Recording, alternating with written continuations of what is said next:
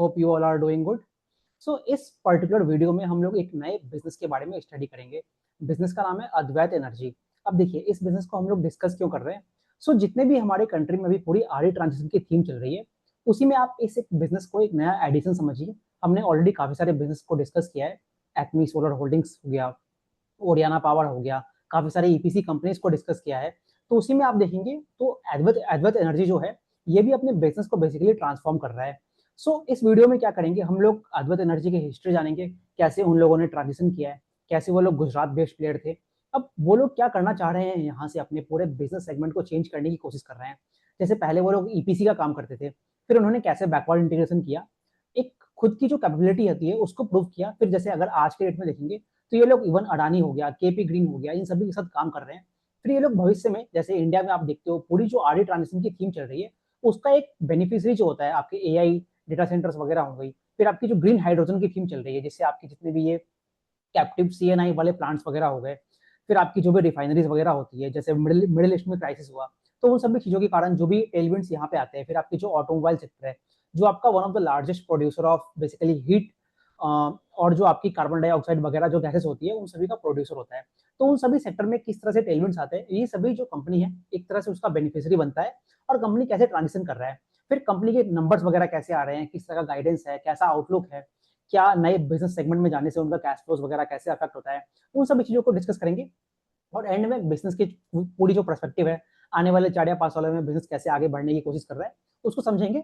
तो देखते हैं। तो देखिए, अगर आप अद्वैत एनर्जी को देखते हो ना, तो बेसिकली ये जो बिजनेस है, जैसे कोई भी एक नया बिजनेस होता है, वो एक बेसिकली समझ लीजिए एक जो बच्चा होता है, वो पहले धीरे धीरे बढ़ता है, फिर वो बड़ा होता है और बड़े बड़े प्रोजेक्ट्स करता है। तो आप इसके लिए, आप अगर आपको एग्जाम्पल देखना है, तो आप इसमें ओरियाना पावर को एग्जाम्पल देखिए, या फिर बोनाडो को देखिए। तो उन सभी बिजनेस को देखोगे ना, तो वैसे ही आप कुछ कनेक्ट कर पाओगे इस कंपनी में भी। फर्स्ट ऑफ ऑल, कंपनी करता क्या है एक्चुअली में, कंपनी का अगर आप देखोगे लगभग 90% जो रेवेन्यू है, इवन आज के डेट में, वो इनका ईपीसीए काम से आता है। अब ईपीसीए काम में क्या होता है, जैसे आपने अगर वो ट्रांसरेल की वीडियो देखी है, या फिर टेक्नो इलेक्ट्रिक को आपने फॉलो किया है, तो वहां से आप पाएंगे कि ये सभी जो कंपनियां होती है, अलग अलग बेसिकली अलग अलग ईपीसी का काम करते हैं। कुछ कंपनियां होती है आपकी सब स्टेशन बनाती है। बेसिकली सब स्टेशन क्या होता है, जहां से आपकी पावर बेसिकली इवैक्यूएट होती है। 220 केवी के सब स्टेशन होते हैं, 400 केवी के होते हैं, 765 केवी के होते हैं। जैसे आप देख रहे हो बड़े बड़े खावड़ा के जो प्लांट है आपके अडानी के, वहां पर रिलायंस भी काम कर रहा है, एनटीपीसी ग्रीन भी काम करती है। तो वो सभी जो बड़े मेगावाट और गीगावाट स्केल में जो पावर को इवैक्यूएट करना होता है, वहां पे आपके 765 केवी की प्लांट लगती है। आप नीचे आते हो, 220 की भी होती है, जो आपके एसटीज होते हैं। कहने का मतलब क्या है, स्टेट ट्रांसमिशन यूटिलिटीज होती है। जैसे आपकी वो टाटा पावर हो गई, कोलकाता में सीईएससी हो गई, ये सारी कंपनी है, ये आपके बेसिकली 220 केवी लेवल पे काम करते हैं। तो उस तरह की काम करते हैं। ट्रांसरेल भी काम करता है वैसा, टीडी पावर सिस्टम भी आपका उस तरह, टेक्नो इलेक्ट्रिक भी सॉरी उस तरह का काम करता है। तो वैसे ही आप अद्वैत को देखोगे तो ये भी कुछ उस तरह का काम करते हैं। तो ये लोग क्या करते हैं जनरली, अगर आप इनके एपीसी काम को देखोगे ना, तो कुछ अगर आपको समझना है तो उसके लिए आप ये कुछ प्रोडक्ट्स को जानना काफी जरूरी है। तो इसमें अगर आप देखेंगे, इनका एक होता है इमरजेंसी रिस्टोरेशन टावर्स। क्या होते हैं, अब देखिए, अगर आपने वो देखा है, जैसे आप अगर उड़ीसा वगैरह से अगर आप लोग बिलोंग करते हैं, तो यू विल फाइंड कि खास करके उड़ीसा, आंध्र प्रदेश जगहों में आप देखते हैं साइक्लोन्स वगैरह काफी आते हैं। खासकर जो हमारे कंट्री के ईस्टर्न घाट्स हो गया, मतलब कोलकाता के नीचे से आप चलिए, वहां से पूरा तमिलनाडु का जो बेल्ट होता है, वो आपका basically high cyclone prone area होता है। तो जब साइक्लोन प्रोन एरिया होता है, तो वहां पे क्या होता है, आपकी बारिश वगैरह काफी आती है, तेज तूफान आते हैं, तो उससे आपकी जो टावर्स वगैरह होते हैं, जो आपके लैटिस स्ट्रक्चर के टावर्स होते हैं ना, आप इसके लिए आप ट्रांसरेल की वीडियो को काफी अच्छे से देख सकते हैं, वहां समझ में आ जाएगा आपको। तो वो जो टावर्स होते हैं, 220 केवी के टावर्स होते हैं, 400 केवी के टावर्स होते हैं, वो टूट जाते हैं कई बार। तो क्या होता है, उसको आपको ये इमीडिएटली पावर सप्लाई करनी होती है आपको बड़े बड़े सिटीज में। सपोज की कैपिटल सिटी है, कोलकाता हो गया, भुवनेश्वर हो गया, या फिर आपका राजकोट हो गया, मुंबई हो गया, इस तरह के शहरों में आपको क्विकली पावर सप्लाई करनी होती है। तो वहां पे आप कंपनियां कैसे काम करती है, वहां पे काम आता है इमरजेंसी रिस्टोरेशन टावर्स काम आते हैं। वो क्या होता है, बेसिकली एक शॉर्ट टर्म मेजर होता है आपके पावर को सप्लाई करने के लिए, टावर को कंस्ट्रक्ट करने के लिए। तो कंपनी क्या है, कंपनी वो इमरजेंसी रिस्टोरेशन टावर्स वगैरह बनाती है। तो पहला एक कंपनी का वो हो गया। दूसरा, अगर आप इनके प्रोडक्ट्स वगैरह को देखोगे ना, तो कंपनी ने पहले ईपीसी का काम किया, और धीरे धीरे इस तरह से पूरा बैकवर्ड इंटीग्रेशन की तरफ ये लोग चले जा रहे हैं। तो उसमें अभी हमने बात की ईआरएस टावर्स वगैरह के बारे में बात कर ली। दूसरा एक चीज होता है ओपीजीडब्ल्यू वायर्स होते हैं। ये क्या होते हैं, ये बेसिकली आपके ऑप्टिकल ग्राउंड वायर्स होते हैं। इसका दो पर्पस होता है। अब देखिए, आपने अगर वो, जो आप ट्रेन वगैरह से जाते हो, या फिर बसेस से हम लोग जाते हैं, तो एक शहरों से दूसरे शहरों में जब गुजरते हैं, तो आपको दिखेंगे वो टावर्स दिखते हैं। टावर्स में आपकी बेसिकली 400 केवी की लाइन्स लगी होती है, 220 केवी की लाइन्स लगी होती है। उन सभी के ऊपर अगर आप ऑब्जर्व करेंगे, तो एक और पतली सी लाइन होती है, वो बेसिकली उस लाइन्स का काम क्या होता है, उन्हीं को बेसिकली आप ओपीजीडब्ल्यू वायर्स कहते हैं। उसका काम ये होता है कि सपोज कीजिए 2 बड़े शहर हैं, सपोज कीजिए मुंबई है और अहमदाबाद है, दोनों के बीच में एक ट्रांसमिशन लाइन जा रही है। चलिए एग्जांपल लेते हैं खेतरी टू नरेला लाइन की एग्जांपल लेते हैं, जो कि ट्रांसरेल ने अभी कमीशन किया है पिछले क्वार्टर में ही पावर ग्रिड के लिए। तो खेतरी टू नरेला एक लाइन को जाना है, तो उसके लिए एक कम्युनिकेशन चाहिए ना, मतलब दो एक सब स्टेशन है, दोनों आपस में कम्युनिकेट कैसे करेंगे, तो वो उस वायर के वाया आपकी कम्युनिकेशन होती है। तो एक तो वो पर्पस होता है। दूसरा ओपीजीडब्ल्यू वायर जो होते हैं उसका काम क्या होता है, उसका बेसिकली काम होता है आपकी जो कभी लाइटनिंग वगैरह होती है, तो उससे क्या होगा, लाइटनिंग होने से वो आपकी पूरी जो बेसिकली ये लाइटनिंग होती है वो आपके उस वायर पे गिर जाएंगे और उससे वो पूरा आपकी ग्राउंडिंग हो जाती है। कहने का मतलब क्या है, that will help to divert that particular thing into the ground. तो ये ओपीजेडब्ल्यू वायर का काम होता है, तो कंपनी उस तरह से काम करती है। फिर इसके अलावा कंपनी का अगर आप कुछ और प्रोडक्ट्स को देखोगे ना, तो कंपनी आपका बेसिकली इन इन सेगमेंट में भी है, जैसे आप ये देखते हैं बेसिकली जो आपकी वायर्स वगैरह होती है, एसीएसआर कंडक्टर्स होते हैं, आपके एल्यूमिनियम क्लैड स्टील कंडक्टर्स होते हैं।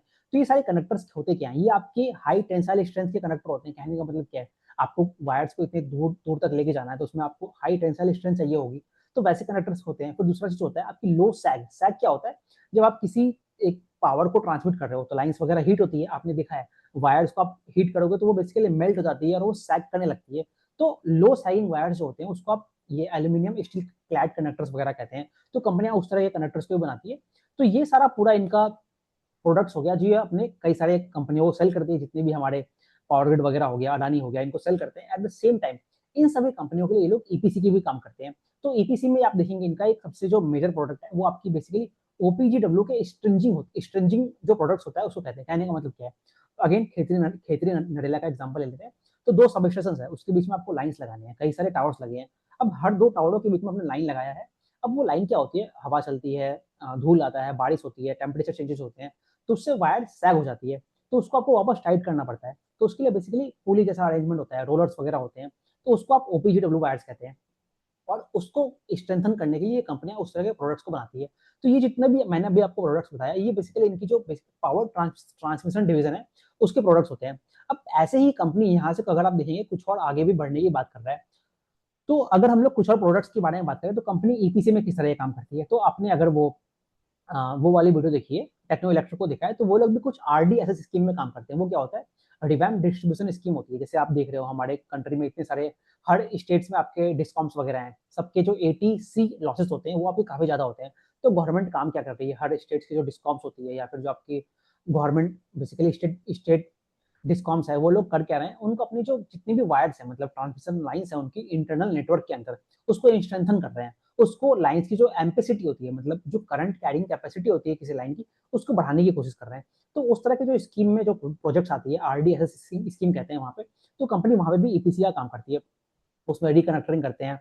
फिर कंपनी का कुछ काम ये भी है, जैसे आप देखते हो ना, अगर आपने वो राजेश पावर को फॉलो किया है, तो वो लोग गुजरात के कुछ कुछ जगहों में बेसिकली अंडरग्राउंड केबलिंग वगैरह का काम करते हैं। ट्रांसरेल को अगर आपने देखा है तो वो लोग आपका राजस्थान में जो ग्रेट इंडियन बस्टर्ड होती है, वहां पे भी अंडरग्राउंड केबलिंग का काम करते हैं। तो कंपनी कुछ उस तरह के 11 केवी हो गया, तो जो लो वोल्टेज लेवल के प्रोडक्ट्स होते हैं वहां पे आपके अंडरग्राउंड केबलिंग का भी काम करता है। तो इसके अलावा अगर आप देखेंगे, इनका अभी एक और वर्टिकल है। तो कंपनी क्या कर रहा है, धीरे धीरे यहाँ से आपका बेसिकली ये तो पूरा जितना भी मैंने आपको बोला, ये आपकी पावर ट्रांसमिशन जो इनकी सॉल्यूशंस वाली सेगमेंट है उसकी तरफ काम करते हैं। आप देखिए, आपने ये देखा है पूरे कंट्री में जैसे पावर ग्रिड ने अभी अपना केपेक्स को जो है उसको डबल किया है, तो आप देख रहे हो पूरे सेक्टर में आपकी एक ह्यूज टेलविंड्स है पूरे पावर सेक्टर के अंदर, और खास करके आपकी आरडी ट्रांजिशन के अंदर तो उसमें क्या होता है, जितनी भी आपकी पावर ट्रांसमिशन की कंपनीज हो गई जो सब स्टेशन बना रहे हैं, ट्रांसमिशन लाइन्स बना रहे हैं, उनके लिए काफी टेलविंड दिखता है। तो कंपनी धीरे धीरे अब क्या कर रहा है, ये सोलर ईपीसी की तरफ आगे बढ़ रहा है। तो जैसे आपने देखा पावर ट्रांसमिशन के सेक्टर में, तो पहले ये कंपनियों ने ईपीसी किया, फिर वहां से बैकवर्ड इंटीग्रेशन किया और ये कई सारे प्रोडक्ट्स बनाए, है ना, और धीरे धीरे अपने सेगमेंट में आगे बढ़े हैं। तो वही प्रोसेस कंपनी फॉलो करना चाहता है बेसिकली रिन्यूएबल सेक्टर के अंदर।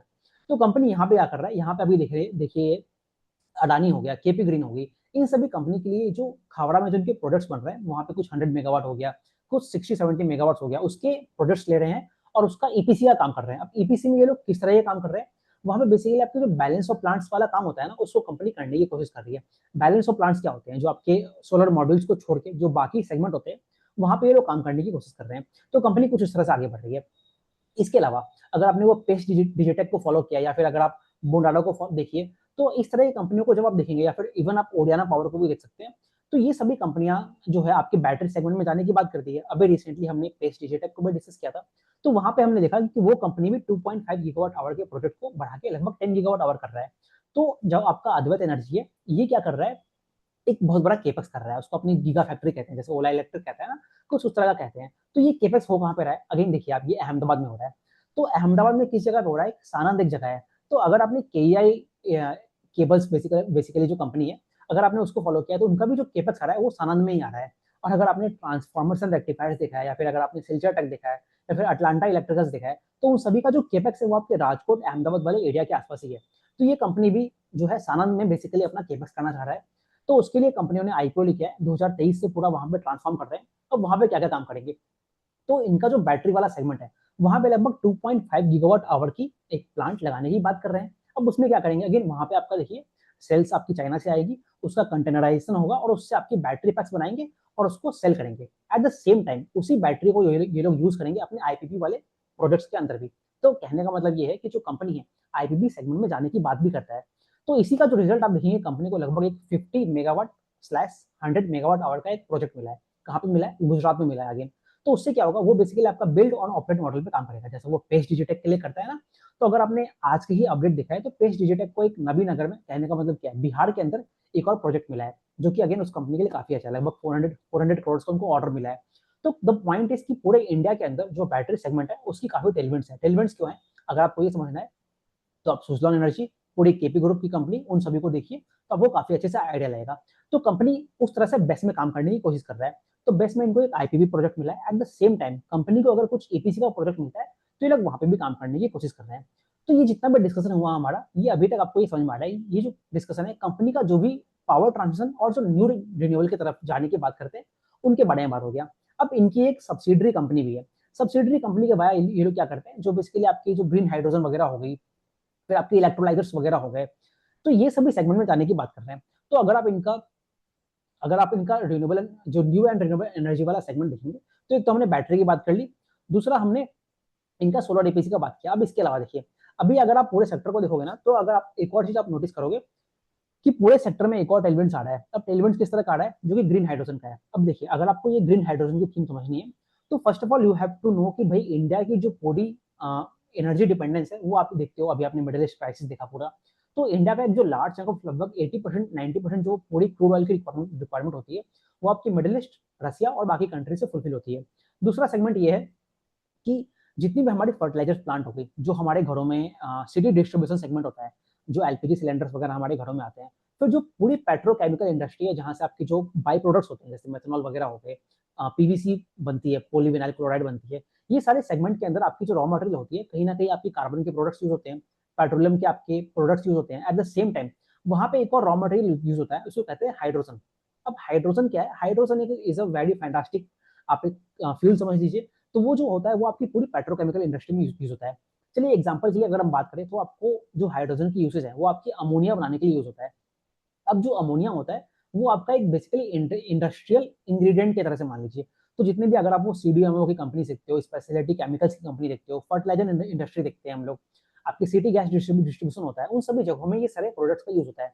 तो हमारा कंट्री सीन अभी आप देख रहे हो कि पूरा इम्पोर्ट डिपेंडेंट है। अभी जैसे आपने देखा, इंडिया में फर्टिलाइजर्स की जो सप्लाई है, उसमें दिक्कत आ गई, बिकॉज मिडिल ईस्ट में क्राइसिस हो गई, बिकॉज आपकी नेचुरल गैस आ नहीं पा रही है वहां से। दूसरा चीज आप ये देखिए, अगर आपने आज का ही अपडेट देखा है, तो ओरियाना पावर, उनका जो मध्य प्रदेश गवर्नमेंट के साथ एमओयू है, उसमें वो लोग ग्रीन हाइड्रोजन बनाने की बात करते हैं। अगर आपको और कंपनी देखनी है, आप वाड़ी एनर्जीज को देख सकते हो, वो लोग भी ग्रीन हाइड्रोजन में काफी काम कर रहे हैं। तो आपको ये दिख रहा है कि हमारे कंट्री में जो पूरा ग्रीन हाइड्रोजन का थीम चल रहा है अभी, बेसिकली रिन्यूएबल ट्रांजिशन का थीम चल रहा है, उसी का एक आप एंसिलरी प्रोडक्ट मान लीजिए, जो पूरा ग्रीन हाइड्रोजन की थीम है। तो हमारे कंट्री में जैसे जैसे ये आरई ट्रांजिशन और मैच्योर होगा, तो जो ग्रीन हाइड्रोजन की थीम है, ग्रीन हाइड्रोजन फ्यूल सेल हो गया, ग्रीन अमोनिया हो गया, ये सारी जो थीम है धीरे धीरे इमर्ज करेगी। फॉर एग्जाम्पल आप देख रहे हो, जैसे अगर आपको मैं एग्जाम्पल के लिए और बताऊं, तो ओडिशा जो जगह है, वहां पे गोपालपुर पारादीप पोर्ट है, वहां पे अगर आप एक्मी सोलर होल्डिंग्स को ट्रैक करते हो, तो उनकी एक और कंपनी है, एक्मी क्लीन टेक। तो वो लोग भी अपना लगभग आई थिंक 1 गीगावाट से ऊपर का वहां पे अमोनिया और ग्रीन हाइड्रोजन के प्लांट लगा रहे हैं। अगर आपको और देखना है, तो केपी ग्रुप हो गया, आइनॉक्स ग्रुप हो गया, इनका भी जो क्लीन डिवीजन है, मतलब आइनॉक्स क्लीन जो है, वो लोग भी आपके ये पूरे ग्रीन हाइड्रोजन वगैरह में काम कर रहे हैं। तो the point which I am trying to say, कि जो पूरी ग्रीन हाइड्रोजन वाली थीम है, अभी हमारे कंट्री में धीरे धीरे इमर्ज हो रही है अभी। तो इससे क्या होगा, आने वाले 2 या 3 साल में आपको दिखेगा, जैसे अगर आप देखोगे ना, तो जो पूरे टेंडर्स है अभी पूरे ग्रीन हाइड्रोजन वगैरह या फिर जो हाइड्रोजन वाले जो टेंडर्स है, लगभग 200 मेगावाट के हैं। और जो एक्सपेक्टेशन है आने वाली 2 या 3 सालों में, ये बढ़ के आपका इन टर्म्स ऑफ गीगावाट हो जाएगा। तो जो आपको स्केल अभी बैटरी सेगमेंट में दिखना स्टार्ट हुआ है, वो चीज़ आपको 2 या 3 सालों में ग्रीन हाइड्रोजन हाइड्रोजन की तरफ वो चीज़ बढ़ती हुई दिखेगी। तो ये कॉन्टेक्स्ट एक बार क्लियर है। तो हम लोग बात करते हैं, जो पूरा अद्वैत एनर्जी है वो आपको ग्रीन हाइड्रोजन में करना क्या चाह रहा है। तो कंपनी देखिए, कंपनी का कुछ प्लान्स है, जैसे हमने उनकी जो पूरी पावर ट्रांसमिशन वाली वर्टिकल है वहां पे समझा कि कंपनी ने पहले धीरे धीरे छोटे छोटे ईपीसी का काम किया, बैकवर्ड इंटीग्रेट किया और बड़े बड़े प्रोजेक्ट्स की तरफ आगे बढ़े। सेम चीज वो लोग सोलर के केस में भी कर रहे हैं, सेम चीज वो लोग अडॉप्ट कर रहे हैं आपके ग्रीन हाइड्रोजन के केस में भी। तो चलिए आपको एग्जाम्पल देता हूँ। तो अभी इन्होंने क्या किया, एक ग्रीन हाइड्रोजन का एक मेगावाट का एक ईपीसी प्रोजेक्ट किया है। अब ये प्रोजेक्ट कहाँ पे किया है, तो अगर आपने वो ऋषिकेश, अगर ऋषिकेश से अगर आप उत्तराखंड से बिलोंग करते हैं आप लोग, तो यू विल फाइंड कि वहाँ पे एक जगह है ऋषिकेश में, टीएचडीसी कहते हैं उसको, टेहरी हाइड्रो इलेक्ट्रिक प्रोजेक्ट है बेसिकली। तो उनके लिए इन्होंने अभी एक ग्रीन हाइड्रोजन का प्रोजेक्ट किया है। वो क्या है, ईपीसी प्रोजेक्ट किया है। तो ये तो इनका ईपीसी प्रोजेक्ट हुआ। अब कंपनी आगे जाके और आगे आपके अडानी हो गया, फिर केपी ग्रीन होगी, इनके लिए और आपके हाइड्रोजन के प्रोजेक्ट्स करेंगे। तो उससे क्या होगा, प्रूफ ऑफ कंसेप्ट मिल जाएगा ना इनको, बेसिकली कैपेबिलिटी इनकी प्रूव हो जाएगी। और आने वाले समय में ये लोग उसके बाद बैकवर्ड इंटीग्रेट करके ये लोग अपने जो पूरा ग्रीन हाइड्रोजन हो गया, आपके इलेक्ट्रोलाइजर्स हो गए, इसकी प्लांट्स पूरी खोलने की बात करते हैं। अब इसमें क्या प्लान्स है इनके, जैसे अगर आपने, चलिए इसको रिलेट करते हैं हम लोग पूरी जो सोलर की इंडस्ट्री है उससे रिलेट करते हैं। तो जब आपने देखा कि हमारे कंट्री में जब सोलर मॉड्यूल्स का इकोसिस्टम डेवलप नहीं हुआ था, तो हमने चाइना की बहुत सारी कंपनियों के साथ पार्टनरशिप किया, टेक्नोलॉजी ट्रांसफर हुआ, और आप देख रहे हो धीरे धीरे अब हम बैकवर्ड इंटीग्रेट कर रहे हैं, मॉड्यूल से सेल्स और फिर वेफर्स वगैरह की तरफ जा रहे हैं। जो अभी एएलएम की स्कीम पूरी आपकी जून में खत्म होगी, तो वहां से सेक्टर और आगे बढ़ेगा। तो उसी कंसेप्ट को आप पूरी ग्रीन हाइड्रोजन के लिए ले आइए। तो कंपनी यहाँ पे करना क्या चाहता है, दो तरह से बात करते हैं। फर्स्ट, ग्रीन हाइड्रोजन में क्या कर रहा है, इन्होंने चाइना के साथ एक कंपनी है उसका पार्टनरशिप किया है, उनकी टेक्नोलॉजी को लेके आएंगे, यहाँ पे असेंबलिंग करेंगे उसको। तो इससे क्या होगा, इकोसिस्टम का आप समझ लीजिए एक सीड, मतलब स्टार्टिंग पॉइंट वहां से रखा जाएगा, तो सेक्टर वहां से आगे बढ़ेगा। तो कंपनी इसमें अपना टारगेट क्या देता है, तो जो ये FY 26 एंड होगा, यहाँ पे लगभग ये लोग कुछ 30 मेगावाट सॉरी करने की बात करते हैं। फिर उसको आने वाले साल में लगभग 100 या 200 मेगावाट में बढ़ाने की बात करते हैं, और आने वाले कुछ सालों में उसको बढ़ा के लगभग 1 गीगावाट करने की बात करते हैं। तो ये तो पूरा टेलविंड्स हो गया इनके ग्रीन हाइड्रोजन वाले केस के लिए। अब जब आप ग्रीन हाइड्रोजन बनाते हो, तो उसी से एक बाई प्रोडक्ट होता है आपका, फ्यूल सेल्स बनती है। फ्यूल सेल्स का अगर आपको एग्जांपल देखना है, तो आप वो देखिए, नितिन गडकरी की जो एक कार है जो बेसिकली फ्यूल सेल्स पे चलती है। तो अब देखिए उसमें कंपनी कैसे काम कर रहा है, उसके लिए कंपनी ने क्या किया, आई थिंक नॉर्वे से किसी कंपनी के साथ टाई अप किया है, बेसिकली अगेन वही ज्वाइंट वेंचर आप समझ लीजिए, या फिर वो टेक्नोलॉजी ट्रांसफर समझ लीजिए, उस तरह का एग्रीमेंट है बेसिकली उनका। तो उससे वो टेक्नोलॉजी लेके आएंगे और उस पर वो लोग काम करेंगे। अब देखिए, अगर आपको फ्यूल सेल्स की तरफ जाना है, तो पहले आपको ग्रीन हाइड्रोजन बनाने की कैपेबिलिटी होनी चाहिए, और उसी में ये लोग कंपनी है बैकवर्ड इंटीग्रेट करके अपना इलेक्ट्रोलाइजर्स भी बनाएंगे। अब ये इलेक्ट्रोलाइजर्स कहाँ पे बनेगा, इलेक्ट्रोलाइजर्स इनके बनेंगे आपके अगेन भाई जो सानंद वाली फैसिलिटी है वहां पे बनेगा, जो कि आपकी अहमदाबाद में है। इलेक्ट्रोलाइजर्स होते क्या है basically, they are like the machines which produce आपकी ग्रीन हाइड्रोजन। तो ये पूरा इनका जो वर्टिकल है आपके ग्रीन हाइड्रोजन के केस में हो गया, और ये जो कंपनी है पूरे इस तरह से आगे बढ़ने की कोशिश कर रही है। तो हमने अभी तक दो वर्टिकल्स के बारे में इनकी बात किया, जो इनकी पूरी पावर ट्रांसमिशन वाली वर्टिकल है, दूसरा जो न्यू रिन्यूएबल एनर्जी वाली वर्टिकल हो गया। तो देखिए, अभी अगर आप कंपनी का, यहीं पे चलिए हम बात करते हैं इनके पूरे रेवेन्यू सेगमेंट की। तो अगर आप देखोगे ना, तो कंपनी का जो पूरा रेवेन्यू है लगभग 90% आपका पूरा का पूरा आपके ईपीसी और जो इनकी प्रोडक्ट्स है, स्ट्रेंजिंग वगैरह के जो प्रोडक्ट्स हो गया, ओपीजेडब्ल्यू के प्रोडक्ट्स हैं, उनसे आता है। और बचा हुआ 10% जो है वो आपके कुछ जो बैटरी की ईपीसी कर रहे हैं ये लोग, या फिर जो सोलर की ईपीसी कर रहे हैं आपके अडानी के लिए या फिर केपी ग्रीन के लिए। अगर आप रिकॉल कर सकते हो, तो बोनाडा इंजीनियरिंग जो है वो भी सेम खावड़ा वाले जगह में ही आपके अडानी के लिए ईपीसी का काम कर रहा है। तो कुछ वैसा ही काम ये लोग भी कर रहे हैं। तो ये इनका पूरा वर्टिकल हो गया। तो लगभग 90% आपका ईपीसी से आता है, और लगभग 10% आपके इन बाकी वर्टिकल से आता है। अब आगे जाके कंपनी चेंज कैसे करना चाहता है, तो कंपनी कहता है हर साल मतलब हर साल कुछ 5-10% ये लोग आगे जो इनका न्यू रिन्यूएबल एनर्जी है उस सेगमेंट में बढ़ाएंगे। तो उससे क्या होगा, इनका जो पूरा प्रोडक्ट मिक्स है, कहने का मतलब समझ लीजिए, रेवेन्यू स्ट्रीम समझ लीजिए, या फिर जो पूरी ऑर्डर बुक है वो आपकी 50-50 हो जाएगी आने वाले कुछ सालों में। तो कंपनी उस तरह से कुछ आगे बढ़ने की बात करता है। अब यहीं पे एक और पॉइंट आपको समझने की जरूरत है। तो देखिए, जो मार्जिन का आउटलुक है, तो जो इनका पुराना बिजनेस देखते हो ना, तो वहां पे आपकी मार्जिन लगभग 15-17% के बीच में है, बिकॉज वो जो बिजनेस है वो आपका एक वेल स्टेब्लिश बिजनेस हो गया है। वो कंपनी, ये जो कंपनी है लगभग 10 साल से उस बिजनेस को कर रही है। और वही जो इनका न्यू रिन्यूएबल एनर्जी वाला बिजनेस है ना, वहां पे ये लोग अभी अपनी कैपेबिलिटी को बिल्ड करने की कोशिश कर रहे हैं। तो उसी कारण क्या होता है, इनकी जो मार्जिन है वहां पे वो लगभग सिर्फ 3 या 4% है। कहने का मतलब क्या है, जो इनका न्यू बिजनेस अभी आ रहा है वहां पे आपकी जो मार्जिन का प्रोफाइल है वो आपकी कम है, when you are comparing it with your older business. तो क्या ये जो चीज है ये हमेशा रहेगी? तो कंपनी कहता है ये चीज हमेशा नहीं रहेगी, since they are building their capability, तो इसलिए वहां पे वो लोग लोअर मार्जिन के प्रोडक्ट्स को लेके आ रहे हैं। तो क्या होगा, तो कंपनी का जो ट्रांजिशन होगा ना अभी कुछ समय में, तो धीरे धीरे आपको ये दिखेगा कि अभी जो इनका पूरा ब्लेंडेड मार्जिन का आउटलुक है वो लगभग कहते हैं कि 13 से 18% के बीच में रहेगा। अगेन काफी वाइड रेंज दिया है इन्होंने। तो कंपनी कुछ इस तरह से आगे बढ़ रही है।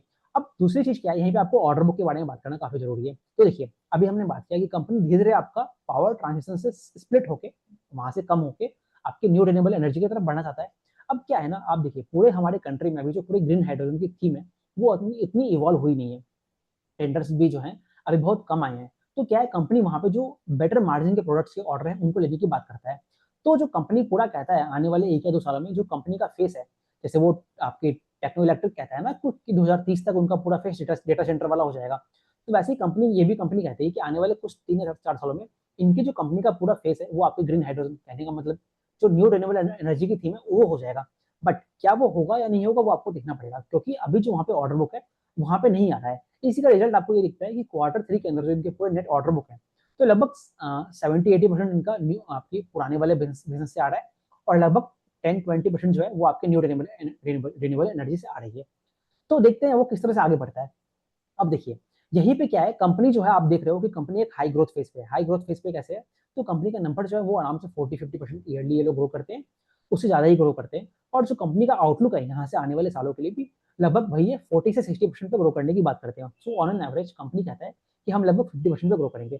सो अभी आपने देखा कि ये जो बिजनेस है, इस ये बिजनेस कैसे आगे बढ़ रहा है। ऑफकोर्स सेक्टर में टेलमेंट्स तो काफी ज्यादा है, ऑर्डर बुक में भी कोई इशू नहीं है when you are telling about the जो पावर ट्रांजिशन सेगमेंट है उसकी जब हम बात करते हैं। तो अब इश्यूज क्या है, इश्यूज आपके ये हैं कि बेसिकली जो आपका इनका न्यू वर्टिकल है वो अभी लोअर मार्जिन पे है। तो अभी आपको देखना पड़ेगा कि आगे वाले क्वार्टर्स में कैसे वहां पे मार्जिन इंप्रूव होते हैं, कैसे उनकी कैपेबिलिटी प्रूव होती है। दूसरा चीज देखिए, और हमें कैसे देखना है इस बिजनेस को, तो आगे जाके जो ये पूरा बिजनेस है, जब आप इतनी हाई पेस पे ग्रो करते हो तो उसके लिए क्या होता है, आपकी रिसीवर्स जो होते हैं वो आपकी बढ़ जाती है, वर्किंग कैपिटल रिक्वायरमेंट होती है वो आपकी बढ़ जाती है ना। तो वही उसी का इम्पैक्ट आप ये देखोगे इस कंपनी का जो इस पर्टिकुलर क्वार्टर है, लगभग 60 करोड़ से ऊपर आपका रिसीवेबल्स बढ़ गया है। अब इनकी जो नेट प्रॉफिट होती है उसकी भी जो क्वांटिटी है आपके नेट रिसीवेबल से भी कम है। सो कंपनी की जो पूरी बैलेंस शीट है वो काफी स्ट्रेस्ड है। तो this is a common characteristic of a high growing company. तो वैसी कंपनियां जहाँ पे अभी ये लोग हाई पेस पे ग्रो भी कर रहे हैं, तो वहाँ पे आपकी जो वर्किंग कैपिटल है वहाँ पे थोड़ी सी स्ट्रेस आएगा ही। सो ये इस तरह से पूरा कंपनी आगे बढ़ रहा है। सो कंपनी जो है काफी नए नए वेंचर्स की तरफ आगे बढ़ रहा है। So this particular company is a good addition to our study when you are studying the whole, आपके जितने भी ये ईपीसी के बिजनेस हो गए, आपकी जितने भी ये आईपीपी प्रोड्यूसर्स हो गए, वो सभी में एक अच्छा एडिशन होता है। तो देखते हैं कंपनी कैसे आगे बढ़ती है। सो यहीं पे एक और पॉइंट है, ये जो कंपनी है आपकी एक और सेगमेंट में काम करता है। So they are also the consultants, basically जो है केपी ग्रीन हो गया या फिर जो आइनॉक्स की कंपनी है अडानी हो गया, इनके लिए कंसल्टेंट का काम करते हैं। कंसल्टेंसी में क्या करते हैं लोग। सो अगर आपने वो ओरियाना की वीडियो देखी है मेरी, तो वहां पे आप देखेंगे एक चीज होती है, कार्बन बॉर्डर एडजस्टमेंट टैक्स के बारे में बात करते हैं हम लोग। तो क्या है, अभी देखिए इंडिया में क्या है ना, ये जो कार्बन प्राइसिंग मार्केट है ना वो धीरे धीरे इवॉल्व हो रहा है। कार्बन प्राइसिंग मार्केट क्या होता है, तो अगर आप देखते हो कि बहुत सारे सेक्टर में अलग अलग कंपनियां होती है, स्टील प्लांट्स होते हैं, आपकी रिफाइनरी वगैरह हो गई, उन सभी को मैंडेट होता है कि आपको नेट जीरो होना है। नेट जीरो कहने का मतलब क्या, आपको कार्बन डाइऑक्साइड नेट बेसिस पे इमिट नहीं करना है। तो कंपनियां क्या है, कंपनियां चाहती है कि हम कहीं और से उसको ऑफसेट कर ले। ऑफसेट कर ले कहने का मतलब क्या है, सपोज कीजिए राजस्थान में बीकानेर में कहीं पे पावर जनरेट हो रही है और मुंबई में कोई प्लांट है, उसने उसको बोला कि उसने उससे बेसिकली परचेस कर लिया एक एग्रीमेंट। तो उससे ये दिखाया कि हम यहाँ पे तो अपनी जो ब्राउन एनर्जी है उससे अपनी इलेक्ट्रिसिटी जनरेट कर रहे हैं, बट हम एट द सेम टाइम हमने एक रिन्यूएबल एनर्जी से भी उसको टाइप किया हुआ है। तो कंपनी कुछ इस तरह से आगे बढ़ रही है। इसके बारे में हम और डिस्कस करेंगे जब हम क्लीन मैक्स को डिस्कस करेंगे, जो अभी एक नया पूरा बिजनेस वर्टिकल आया है जो कि सीएनआई सेगमेंट में काम करता है। अगेन आईपीवी प्रोड्यूसर काफी इंटरेस्टिंग कंपनी है वो भी। सो अब देखिए तो पूरा अद्वैत एनर्जी है, इसका बिजनेस मॉडल कुछ इस तरह का है, कंपनी कुछ इस तरह से आगे बढ़ रही है। अभी इनके बैलेंस शीट में थोड़ा आपको स्ट्रेस दिखेगा क्योंकि कंपनी आपकी ग्रोइंग फेज में है। ऑर्डर बुक में भी थोड़ा इशू दिखेगा बिकॉज जो न्यू रिन्यूएबल एनर्जी वाला वर्टिकल है वो अभी धीरे धीरे मैच्योर हो रहा है। तो कैसे वो आगे बढ़ेगा उस चीज का आउटलुक हमें देखते रहना पड़ेगा। ऑफकोर्स कंपनी के प्रोस्पेक्ट्स काफी अच्छे हैं, सेक्टर में डेवलपमेंट भी काफी अच्छी है, इसको अच्छे से ट्रैक करते रहेंगे। आई होप आपके डाउट्स क्लियर हो गए होंगे, आप अपने डाउट्स पूछते रहिए, will try to answer. Thank you.